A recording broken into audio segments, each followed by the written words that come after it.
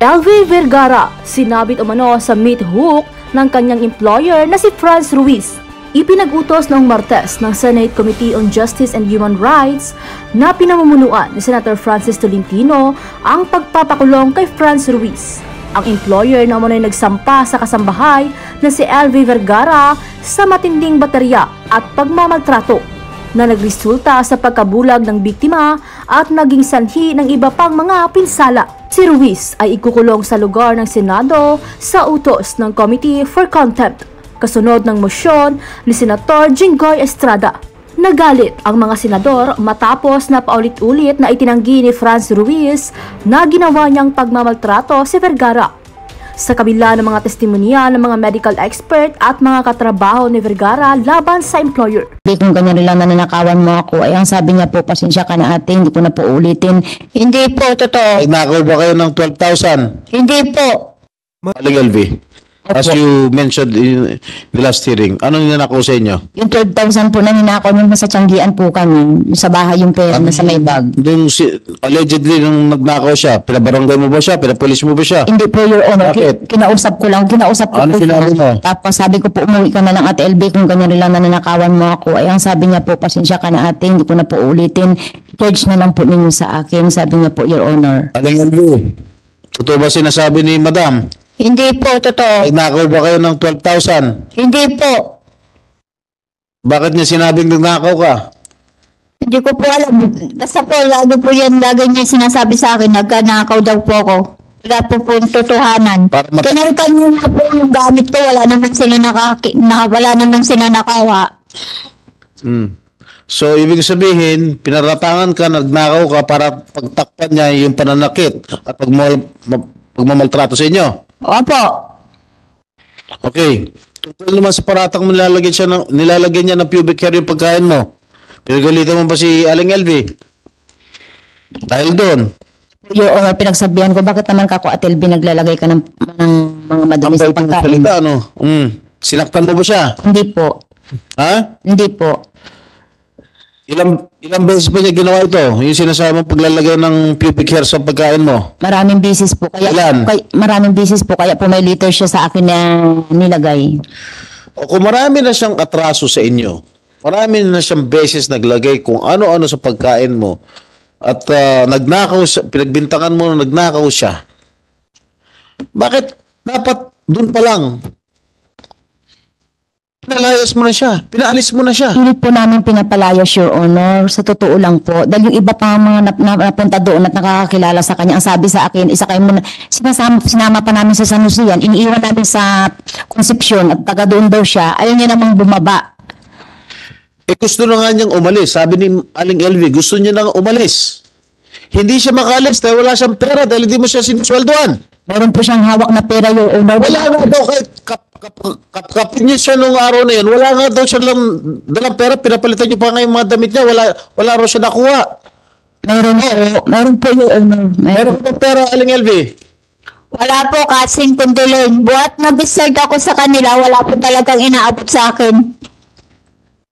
Simula nung August 11, Aling Elvie, kayo na masukan ng 2019. Nung August 7 po yun, hindi po August 11. August 7 po yun. Oh, August 7 pa pala. Ang sinabi mo kasi dito, August 11. Ano ba to? Talaga totoo? Sinulat ko po dito, sinabi mo kanina, August 11. August 11, 2019 po, Your Honor. Ha? Ano po? August 7? August 7, August 7, 2017. Ano po ito? August? Nung nag-start po ako sa kanya, August 7 to 2017. 2017 pa? Opo. O ang sinabi mo kanina sa akin, una siya namasukan August 11, 2019. Oh, ano ba totoo? Sinabi niya, 2 years ang discrepancy. Opo, 2 years talaga ang sinasabi niya. Pero po kami nung August 17, nasa barangay 6 po kami at that time sa kalsada po kami, doon kami nagtitinda. Manang, Franz. Ang sinabi niya, kailan mo siya una nakilala? August 10. August 10. Dahil sa birthday ng aking kapatid. Tapos, August 10? opo, ano sa amin. Ano taon? 2019. Ang sinabi niya, ang una niyang pasok sa iyo, August 7 of 2017. Ano, sandali, LV, nung pumasok ka ng August, ang sinasabi niyo sa akin, amin dito lahat, August 7, 2017. Tama po ba? Opo, pero nag-start po ako sa kanya, August 7, 2017. Kaya nga, yun ang unang araw mo na namasukan sa kanya, August 17. Bilang ano? Yung start ko po sa kanya, sabi mo, sa kusina na daw po ko. Pagkatapos ko daw po sa kusina, pwede daw po ako tumulong sa tindahan. Sa tindahan? Sa nagtitinda po ng gulay, doon po sa tindahan. Halos malapit sa bahay nila. Tindang po ako sa may kusina ng tindahan. Yung tindahan sa bahay nila? Hindi po sa palengke yun, Sa palengke. Alright. So may discrepancy halos 2 taon. Kasi pumasok, sabi niya 2017 siya ng August. Kaya sinasabi mo, 2019 ng August. Dahil sa Barangay 7 si Ate LB pumasok sa amin, Your Honor. Ano? Dahil sa Barangay 7 pumasok si Ate LB sa amin ng 2019. Anong barangay 7? Saan ka man namasukan ng 2017, Aling LB? Hindi sa barangay 7? Doon po ako doon po dinala ng barkada ko sa kanya sa barangay, sa tindahan na po sa palengke. Anong barangay? Basta ko po palengke yun, hindi ko lang po alam. Tama sinasabi niya. Nagtrabaho siya ng 2017 sa'yo. Hindi lang 2019. 2019 lang po siya pumasok sa amin, Your Honor. Sinabi niya 2017 eh. Ako nga po ang tumanggap sa kanya, Your Honor, kaya alam kong 2019 dahil may mga pictures pa din po ako nakasama namin sa pictures. Meron ka bang prueba na 2017 kayo nagtrabaho, Aling LB? Pa? Meron kayong katibayan na nagtrabaho kayo ng 2017 na hindi 2019? Tinapon nga po yung notebook ko, nandun po sa listahan ko yun. Sabi ko, isusulat ko yung start ko dito. Tinapon niya po yung mga gamit ko. Tinapon niya yung mga gamit mo? Tinapon po lahat ang mga damit ko. Kailan ito? Hindi ko lang po tanda kung ano. Hindi, tinatanong ko po, ano po ang katibayan ninyo na kayo na masuka noong August 7 of 2017? Yung pong sa notebook ko po yung sinulat eh. Sabi ko, isasulat ko kung kailan ako nag-start dito. Meron ba kayong testigo na pumasok kayo ng 2017 sa pamamahay ni Franz? Ito ba sila Dodong? Nandun na ba noong 2017 itong mga ito? Wala po. Ito si JM tsaka yung Patrick? Wala pa po. Wala pa, kayo lang. Sino ang kasama mo noon? Hindi ko na po kilala ang mga kasama ko dati, mga nag-alisan po. Itong yung katabi mo si Fe. Diba yun? Wala pa siya noon? Wala pa po. So, sino ang kasama mo kasambahay na tumutulong kay Franz? Yung pong kapatid niya, sa Tini lang po. Yung kapatid niya. Wala kang ibang kasambahay? Wala po ako. Ikaw lang ang nandun? Po. Kayo lang po ang nandun? Aling Alvi? Po. 2017? Po. Kailan pumasok itong mga sila JM, si Patrick, at si Dodong? Hindi ko na po tanda, basta po nakapasok lang. JM, kailan ka pumasok sa trabaho kay Franz? 2021 po. 2021. Ikaw, Patrick? 2021 din po. Ikaw, Dodong?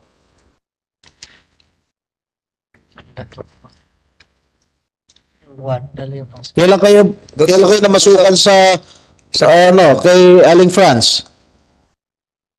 Kailan ka nagsimulang magtrabaho kay Aling Franz? Anong taon? Hindi lang ko alam po eh. Anong taon? Hindi lang ko alam po eh. Anong papasok namin doon oh.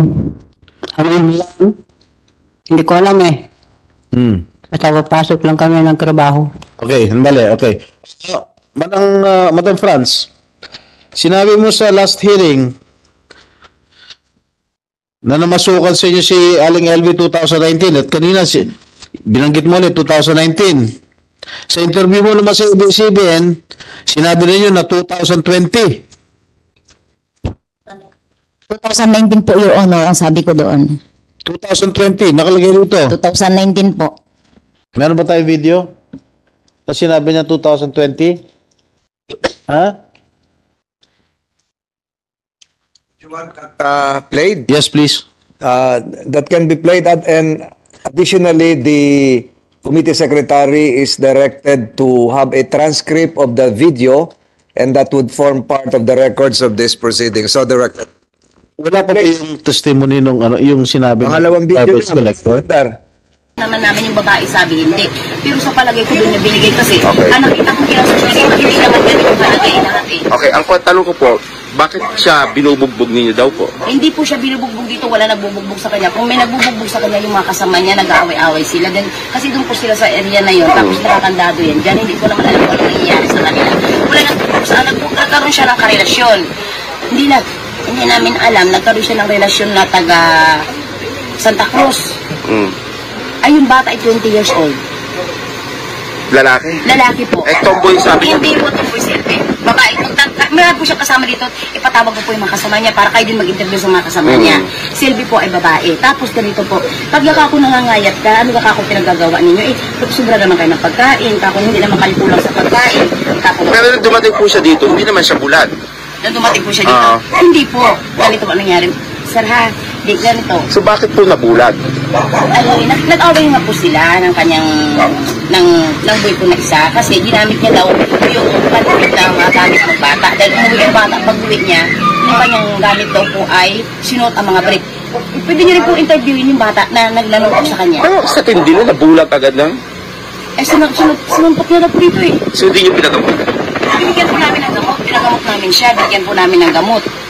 Nainom naman po siya ng gamot. Sabihin mo kung sino yung katulong din na nagpainom sa kanya ng labon na kanya. Ay siya rin naman nagsabi na yung bagong sabi po sa akin, eh maganda po sa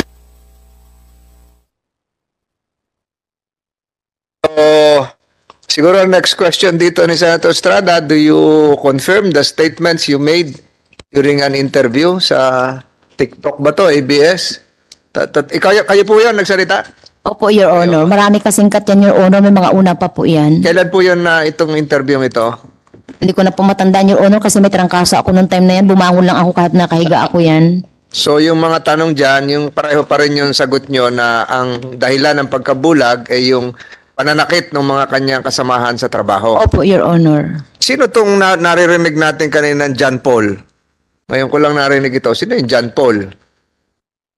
Iba itong nandito, John Patrick. Iba pa yung John Paul. Iba, hindi po yun, hindi ko po tao yun. May nagpunto lang po sa akin na dyan po lang pangalan na gano'n nga daw po yung background niya. Na, Hindi nyo nakaharap yung John Paul. naikunto lang po sa akin na gano'n nga daw po yung background niya sa pinanggalingan niya na malikot daw ang kamay. Kinausap ko naman po siya. Kasi siya po yung katiwala ko dati sa tindahan. Nung pasok niya ng 2019 sa akin, siya na po yung tagahawak ng susi ng tindahan namin. Akala ko tiga-tinda lang ng gulay. So, Hindi po. Sa gabi po sa kanya ko po iniiwan ang susi po. Hindi po siya nagatinda ng gulay, Your Honor. Kanina sabi nyo, doon kayo sa kalye. Sa kalye, sa may palengke, nung wala pa kayong... Tiyanggian po, Your Honor, yung ng 2020. Tapos, kumbaga, hatid-hatid lang siya doon ng pagkain sa amin, Your Honor, kasi hindi nga po marunong magkwenta, tsaka hindi marunong magtinda, kaya hindi ko po pinapatinda, Your And Honor. yet, hindi marunong magkwenta, pinagtiwala nyo yung susi. Opo, yung baga sa susi gabi. nun, Opo, pag gabi. Nagkaroon siya ng access sa pera. Kasi nawalan ka ng 12,000, sabi mo. So, dahil nahawak niya yung susi. So, malapit yun sa pinagtataguan mo ng pera, ganun ba? Hindi, Your Honor. Yung pera po, nawala yun nung nagtitinda kami sa Tianggian, tapos bukas yung tindahan, pinakuha ko yung bag sa loob ng kwarto namin dahil siya lang ang siya na pinapasok ko dahil siya po yung nauwi doon sa Tianggian dahil malayo po kami sa barangay sa Ispo kami Tapos na nagtianggi. po tayo rito na binigyan nyo ng gamot dahil sa mata. Anong Opo, gamot? yung nag-away po sila Anong na gamot po ang binigay natin? May mga doktor tayo rito kaharap. Mga espesyalista po ito sa mata, ophthalmologist. Na, hindi, sa sugat lang po, Your Honor, ang anong binigay gamot? kong gamot, yung sa sugat. Kasi sugat lang po yung nangyari dito niya, Your Honor, Oo, sa gilid anong gamot? dito. Anong gamot nga po? Ang ano po, yung agwasinada at saka betadine. Betadine. Opo, kasi sugat po yung Ay, dito. sa mata ho yun, ha? Betadine. Hindi po sa mata, Your Honor, sa gilid po ng kanya mukha kaliwa. So, mawawala yung dugo, magkaklat. Tama ba yun? Dito po yun, Your Honor, o sa gilid lang, hindi naman sa mata niya, dito po. Dr. Irene Oloroso, ophthalmologist.